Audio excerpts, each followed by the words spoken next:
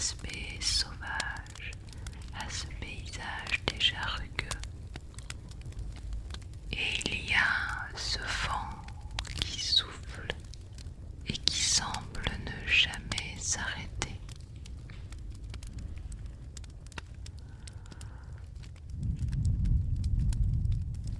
Ajoutez à cela la présence de tourbières au-dessus desquelles il flotte une atmosphère étrange et où l'on marche sur une végétation humide en priant pour ne pas tomber dans les eaux sombres du marais. Car qui sait quelle créature se cache dans ces marais?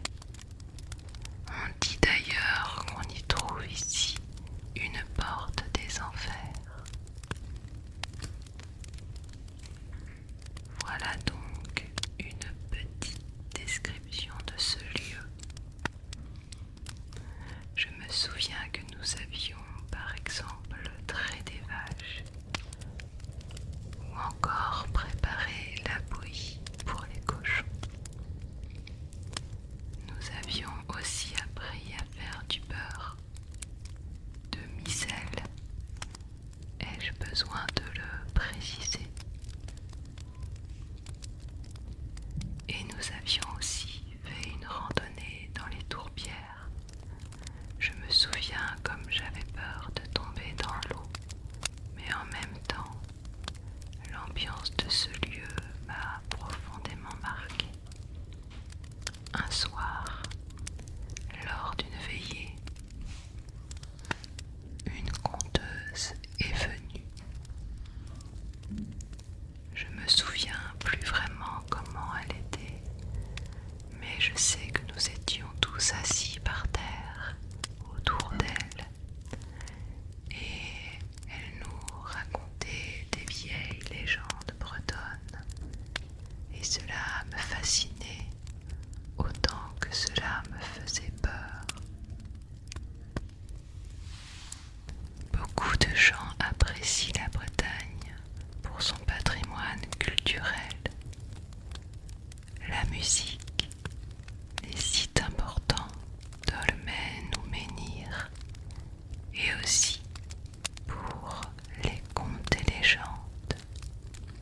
Les contes et légendes. Les contes et légendes. Les contes et légendes. Les contes et légendes. La conteuse nous a narré diverses histoires à faire dresser les cheveux sur la tête. Parmi ces histoires, elle nous narra les aventures de ceux qui croisent la route de l'Ankou. L'Ankou. L'Ankou. L'Ankou. Dans le folklore breton, l'Ankou représente le serviteur de la mort. Il vient chercher les âmes dont l'heure est venue.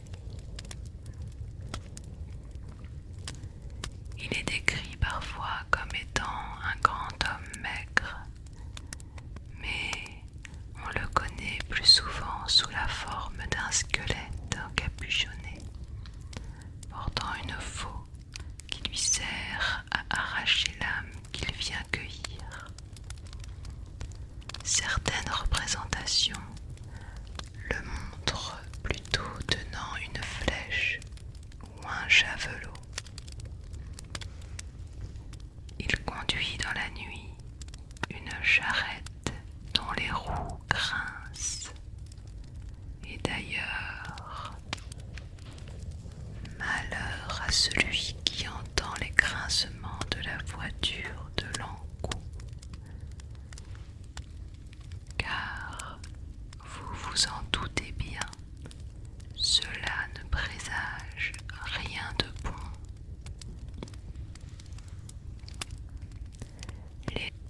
Les gens qui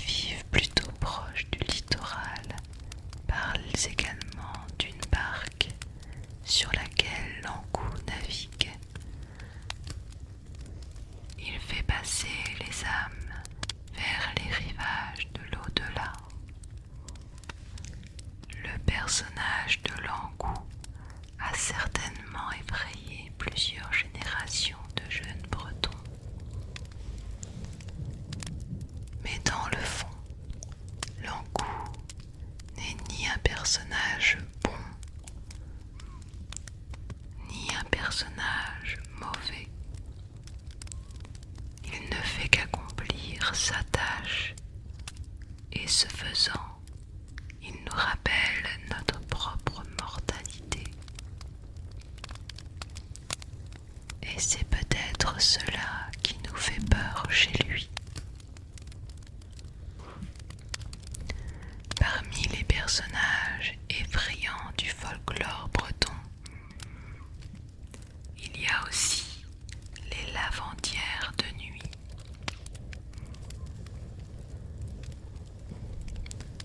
Petite définition. Les lavandières sont les jeunes femmes qui lavaient le linge autrefois dans les cours d'eau ou les lavoirs. Rien de terrifiant, vous me direz, mais les lavandières de nuit ne sont pas des femmes ordinaires qui lavent leur linge. Elles sont parfois annonciatrices d'une mort prochaine. Le linge qu'elles nettoient est le linceul qui recouvrira le corps du prochain défunt. Mais les lavandières de nuit sont surtout dépeintes comme des femmes expiant les péchés de leur vie terrestre, des femmes de mauvaise réputation ou ayant commis par exemple des infanticides. Parfois, le voyageur imprudent les rencontre la nuit. Elle demande alors à celui-ci s'il veut bien les aider à laver leur linge. Si le voyageur refuse, alors attention à lui. Elle pourrait bien vouloir le noyer dans le lavoir. Cependant, s'il accepte de les aider de mauvaise grâce, alors elle lui torde les bras jusqu'à ce qu'il casse. Pour se défaire de ces maléfiques créatures, il faut, paraît-il, accepter leur demande et tordre le linge dans le même sens qu'elles. En faisant cela, elles vont se lasser et disparaître. Un simple signe de croix peut aussi vous protéger de leur malice. Et sinon, si jamais vous vous promenez la nuit au bord de l'eau ou près d'un lavoir et que vous entendez les chants et les ricanements lugubres, prenez tout simplement vos jambes à vos coups. Cela vous évitera de bien mauvaises aventures. Maintenant, si vous voulez bien, nous allons conclure cette vidéo par une lecture. Il s'agit de légendes traditionnelles de Bretagne, coutumes, croyances, superstitions. Ce livre est édité aux éditions L'Encre de Marine. Et je crois que ce livre n'est pas tout jeune parce que le prix est toujours en francs. 98 francs si le prix vous intéresse. Bref, alors j'essaie de retrouver le passage. Tac, tac. Hop. Alors, voilà.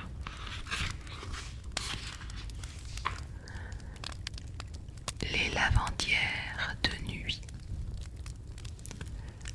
Les Bretons sont les fils du péché, comme les autres, mais ils aiment leur mort. Ils ont pitié de ceux qui brûlent dans le purgatoire, et ils tâchent de les racheter du feu d'épreuve. Chaque dimanche, après l'office, ils prient pour leurs âmes sur la terre où pourrissent leurs pauvres corps. C'est dans le mois noir, surtout, qu'ils font acte de chrétiens, quand la messagères de l'hiver arrivent, chacun pense à ceux qui sont allés vers la justice de Dieu.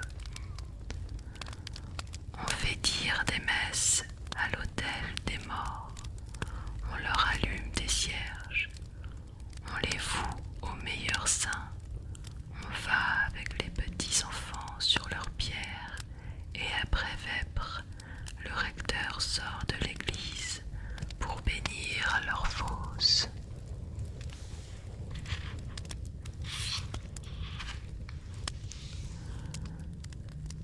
C'est aussi cette nuit-là que le Christ leur donne quelques soulagements et leur permet de revenir visiter les foyers où ils ont vécu.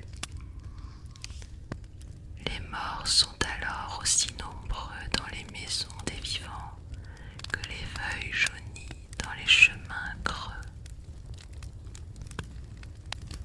Voilà pourquoi les vrais chrétiens laissent la nappe mise et le feu allumé pour qu'ils puissent prendre leur repas et réchauffer leurs membres engourdis sous la froidure des cimetières. Mais s'il y a de vrais adorateurs de la Vierge et de son Fils, il y a aussi des enfants de l'ange noir qui oublient ceux qui ont été le plus près de leur cœur. Wilhelm Postic était un de ceux-là. Son père avait quitté la vie sans avoir reçu l'absolution, et comme dit le proverbe, Cadieu est toujours le fils de son père. Aussi n'était-il occupé que de plaisirs défendus, dansant pendant l'office quand il le pouvait, et trinquant pendant la messe avec les gueux, acheteurs de chevaux. Dieu n'avait pas manqué cependant de lui envoyer des avertissements. Il avait vu frapper du mauvais air dans la même année sa mère, ses sœurs et sa femme, mais il s'était consolé de la mort des premières en recueillant leurs héritages. Et quant à Cadel, il avait dit comme tous les veufs débauchés: si je n'ai plus de femme à moi, celles des autres sont mon droit. Et il avait agi selon son dire. Le recteur avait eu beau l'avertir au prône qu'il était une pierre de scandale pour toute la paroisse. Loin de corriger Wilhelm, cet avertissement public n'avait eu pour résultat que de le faire renoncer à l'église, comme il était facile de le prévoir, car ce n'est pas en faisant claquer le fouet que l'on ramène un cheval échappé. Aussi se mit-il à vivre plus à son aise que jamais, et sans plus de foi ni de loi qu'un renard de taillis. Or, il se trouva dans ce temps-là que les beaux jours prirent fin et que la fête des morts arriva. Tous les gens baptisés mirent leurs habits de deuil et se rendirent à l'église afin de prier pour les trépassés.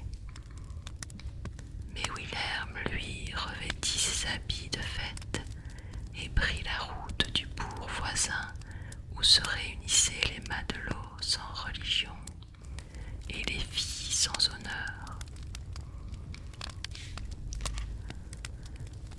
Tout le temps que les autres employaient à soulager les âmes en peine, il le passa dans cet endroit, buvant du vin de feu, jouant avec les matelots et chantant aux filles des rimes composées par des meuniers. Il continua ainsi presque jusqu'au milieu de la nuit et ne songea à s'en retourner que quand les autres se sentirent fatigués du péché. Lui, c'était un corps de fer pour le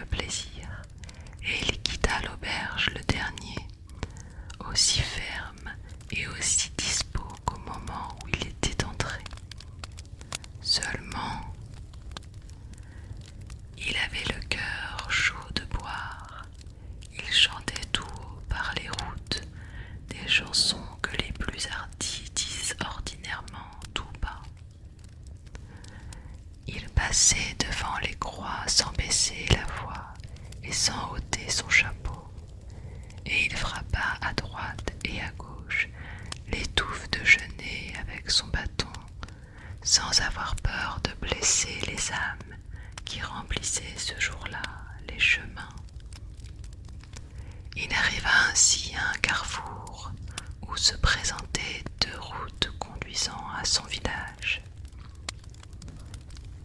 La plus longue était gardée par la protection de Dieu, tandis que la plus courte était tentée par les morts. Bien des gens, en la traversant la nuit, avaient entendu des bruits et vu des choses dont on parlait que lorsqu'on était plusieurs et à la portée du bénitier. Mais Wilhelm ne craignait que la soif et les filets. Il prit donc la route la plus courte, en faisant résonner ses galoches sur les cailloux du chemin. Cependant, la nuit était sans lune, les feuilles couraient emportées par le vent, les sources coulaient tristement le long du coteau, les buissons frissonnaient comme un homme qui a peur, et, au milieu de ce silence, les pas de Wilhelm retentissaient dans la nuit comme des pas de géants, mais rien ne l'épouvantait et il marchait toujours.